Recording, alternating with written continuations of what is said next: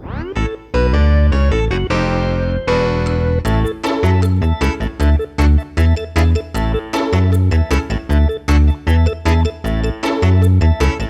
arkadaşlar, Usta Mutfak'ın mutfağına hepiniz hoş geldiniz.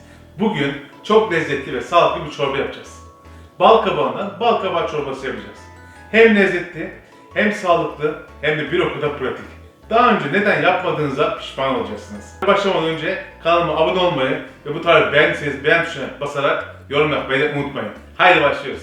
Bal kabağı çorbamız için malzemelerimiz 2 adet dilimlenmiş bal kabağımız, 1 adet soğanımız, 1 adet patates, 1 adet havuç, 1 diş sarımsak, 1 ya da 2 diş sarımsak olabilir.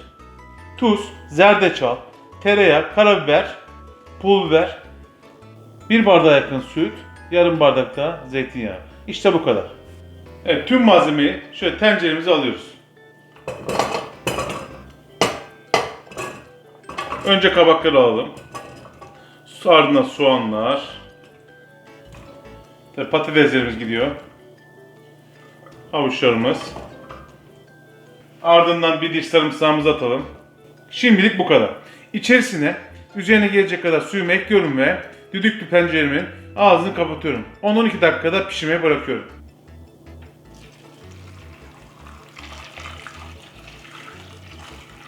Üzerine geçecek kadar suyumu da ekledim. İçerisine yarım çay bardağı zeytinyağımı da ekliyorum. Ve kapağını kapatıyorum.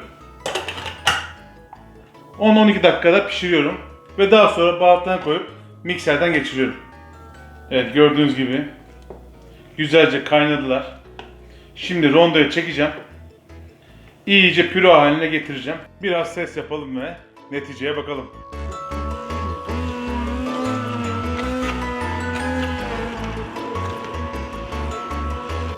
Evet, çorbamızın kıvamına bakıyoruz. Gördüğünüz gibi yoğun bir kıvamda şu anda. İçerisine şimdi bu aşamada baharatlarını ekleyeceğiz. Tereyağını ve sütümüzü ekleyeceğiz. Biraz açmış olacağız. Ve yine bir rondodan geçirip 5 dakika kaynatacağız. Şöyle 1 bardağa yakın oda sıcaklığındaki sütümüzü içine ekliyoruz. Ardından şöyle 1 tatlı kaşığı kadar tuzumuzu ekliyoruz. Şöyle 1 çay kaşığı kadar karabiber. Yine 1 çay kaşığı kadar şöyle zerdeçalımızı ekliyoruz. Çok önemli, çok faydalı. İçerisine yine 1 çay kaşığı kadar pul biber. Bu da tat versin. Çok güzel bir tat verecek rondodan sonra. Zaten anlamayacaksınız bile. 1 yemek kaşığı kadar da ne yapıyorum? Tereyağımı içine gönderiyorum.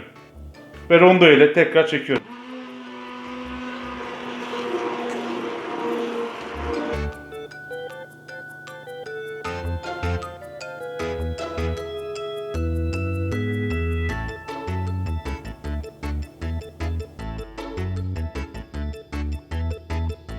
Gerçekten güzel oldu.